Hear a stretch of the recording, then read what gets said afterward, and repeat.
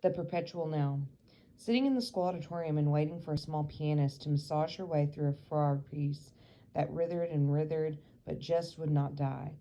Henry remembered what his sister had once told him, that he must never wish to be done with something, no matter what it was, and for what was tantamount to wishing seconds, minutes, hours, days of his life.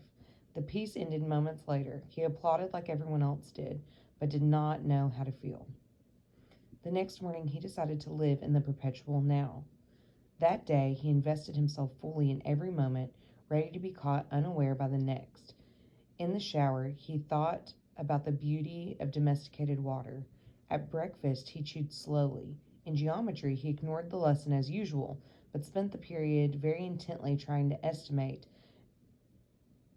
to within 100 how many hairs were left on Mr. Radzinski's head. By sundown he could not wait to go to sleep, but wary of wishing the evening away, stayed up yawning until his usual bedtime.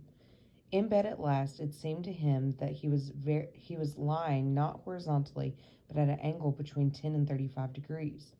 The next morning it occurred to him that sleep might be irreconcilable with the perpetual now. He wasn't going to stop sleeping, of course, but couldn't he do something productive with the time he was? That night he began taking notes in order to critique the accuracy and clarity of his dreams. But who were those people, and what were they doing, painting your sister's room? He would scrawl, barely awake, on the loudest available surface. Or why would you photocopy the bark of a tree? Also, how? He told his parents when they asked about the notes covering the tables and walls around his bed, as well as his left hand and forearm, that he was doing it to eliminate the fanciful and unlikely and useless from his dreaming state. Eventually from his waking state, too. It's physically impossible to do that in a canoe.